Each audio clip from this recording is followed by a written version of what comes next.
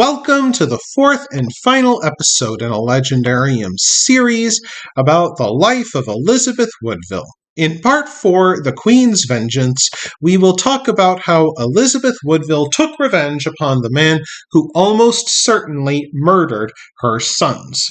After the death of her husband, Edward IV, and the disappearance of her sons, Elizabeth Woodville teamed up with her deceased husband's chief mistress and Elizabeth's great rival, Jane Shore.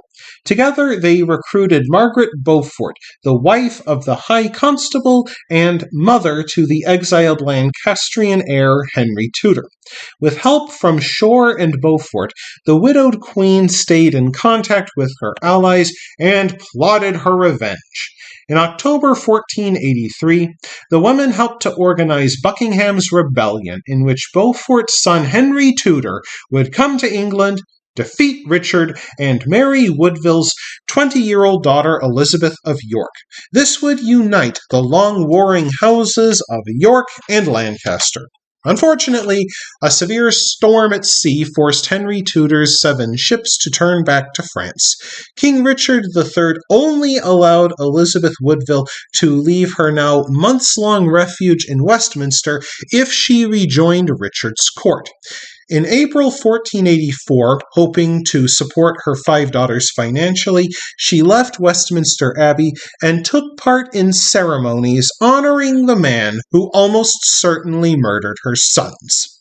After King Richard's wife, Anne, died, she had to endure him making marriage proposals towards her daughter Elizabeth of York, who also happened to be King Richard's niece. By marrying her, Richard III hoped he could thwart the critical marriage planned between her and the rebel Henry Tudor. Yet fate mapped a different course. Henry Tudor made a second invasion in 1485, which proved far more successful. He killed Richard III at the Battle of Bosworth and took his old job, becoming King Henry VII. After doing so, he restored Elizabeth Woodville to her lands and titles, and even declared her marriage and children valid and legitimate. For a moment, Elizabeth Woodville appeared to be restored to glory. Yet she soon had a falling out with Margaret Beaufort, mother to King Henry VII, as the two jockeyed for influence at court.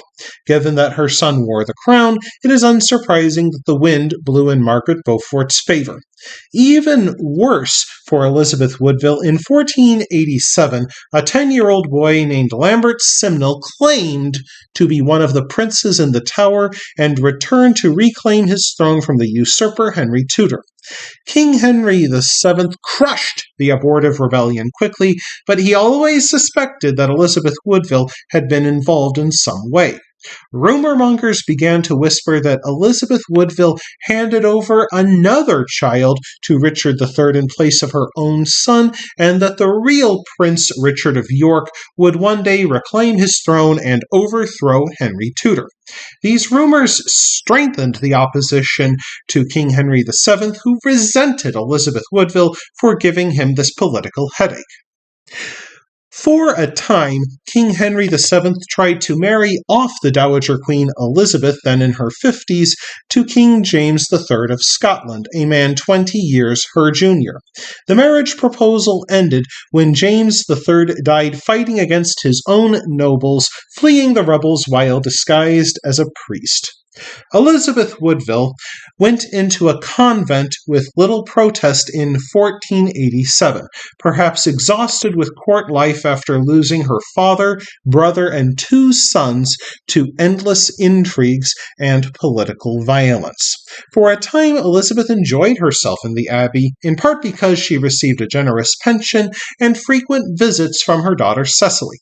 Yet the famously stingy regime of King Henry VII decided to save money by cutting Elizabeth Woodville's allowance just a few years later.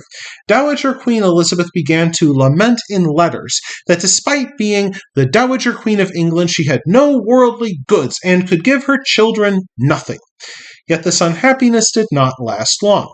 For the end came for Elizabeth Woodville on June 8, 1492, after 55 years of upheaval and trouble. She died at Bermondsey Abbey, but mourners moved her remains to Windsor for the funeral.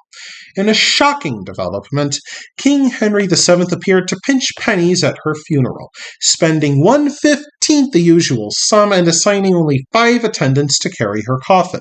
No bells tolled in her honor, and the priest concluded the service as fast as he could.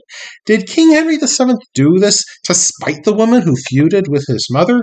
More recent evidence shows that Elizabeth Woodville may have died from the sweating sickness, a contagious disease that the royal family dreaded, which might explain their petty penny pinching. After seeing Elizabeth Woodville die from the dread disease, King Henry VIII spent the rest of his life in fear of it. Despite her troubled life, Queen Elizabeth Woodville left a legacy. Tourists can visit the Queen's Oak, the legendary site where Elizabeth and Edward IV supposedly first met. The borough of Queens in New York is named after Elizabeth Woodville.